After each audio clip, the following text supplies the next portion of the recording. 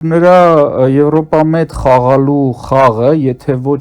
ավարտվեց այդ հեռախոսազրույցով, գոնե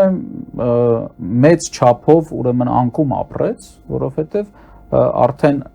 նախ ակնհայտորեն երևաց իր այդ հնազանդ դիրքը Ռուսաստանին, երկրորդը նա հայտարարեց, որ ըստ էության հայտարարեց, որ մենք այնքան էլ չենք ուզում գնալ դեպի Եվրոպա։ Այսինքն ձեր զոնա մնալու վիճակը մեզ բավարարում է, շատ մի ջղայնացեք մեզ վրա, այս մոտավորապես այսպիսի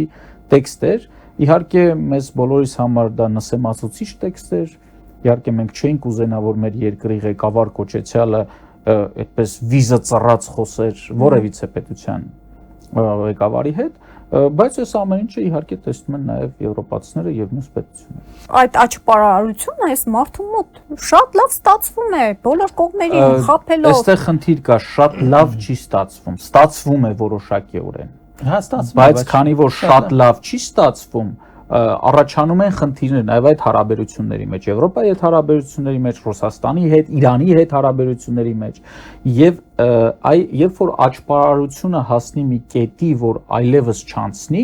այլևս խաբել հնարավոր չլինի, այս ամեն ինչը փլվելու է մեր բոլորի գլխին։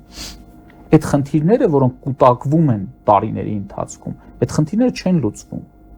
Մենք օրինակ տվյալ դեպքում տեսնում ենք տնտեսության մեջ, հա, որ օրինակ Ռուսաստանը պատժամիջոցներ է կիրառում եւ Հայաստանի տնտեսությունը պատրաստ չէ այլ շուկաներ գնալու։ Իսկ նրան պետք է պատրաստել պետությունը։ Այս դեռ երևացող խնդիրներն են։ Կան դիվանագիտական խնդիրներ, կան դիվանագիտական խնդիրներ, կան իրավական խնդիրներ, կան քաղաքական խնդիրներ, կան ռազմական խնդիրներ եւ այսօր ներսես խոսեց այն մասին, որ տարածաշրջանը կարող է վերածվել գլոբալ ռազմական ուրեմն թաթերաբեմի, որին Հայաստանի ռազմական ուժը բացարձակ պատրաստ չէ։ Եվ այստեղ կարևորը այն չէ, որ այդ ռազմական ուժը կիրառվի։ Ռազմական ուժի կիրառությունը կարող է լինել ոչ միայն ռազմի դաշտում, այլ նաև քաղաքական դաշտում։ Այո, որ քեզ փորձում են օրինակ սպառնալ, դու ամուր դիրքերում ես կանգնում եւ ասում ես ես չեմ ենթարկվի սպառնալիքներին, որովհետեւ իմ թիկունքում կա ռազմական հզոր ուժ։ Հա, եթե, չգիտեմ, Ադրբեջան դու հարձակվես ին վրա, կջախջախեմ քեզ։ Հա, Բաքուն կմտցնեմ Կասպից ծովի տակ։ Տնտեսությունից բան չի մնա։ Բայց երբ որ դու չես պատրաստվել դրան, օրինակ, հա, շատ ճիշտ ուրեմն հարցի մասին խոսեց Ներսեսը, որ Ուկրաինան բավականին փոքր միջոցների, ֆինանսական միջոցների կիրառմամբ ստեղծել է մի իրավիճակ, որ Մոսկվայում բենզին չկա։ Իսկ ուրեմն տրանսպորտը եւ վառելիքը դա տնտեսության առանցքն է։ Բայց Հայաստանը դրան չի պատրաստվել։ Հասկանում եք, Հայաստանը չի գնում այդ ուղղությամբ։ Հայաստանը գնում է հնազանդության ուղղությամբ, Հայաստանը ընդհակառակը ցույց է տալիս իր թշնամիներին, որ տեսեք մենք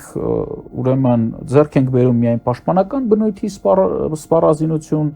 հանկարծ չմտածեք մեր սպառազինությունը կարող է ուղղվել ձեր դեմ եւ այսպիսի վախվորած քաղաքականությունը նաև գետնի վրա, որովհետեւ նայեք, երբ որ դուք ձեռք եք բերում այդ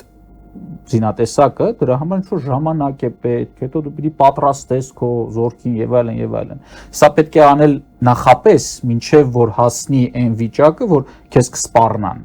Իսկ նախապես այդ աշխատանքները չի արվում։ Եվ եթե տարածաշրջանը դառնա ավելի գլոբալ, ուրեմն ռազմական թաթերաբեմ, մենք նախ եւ առաջ քաղաքական իմաստով նորից գլուխներս կախելու ենք, նորից հանձնվելու ենք։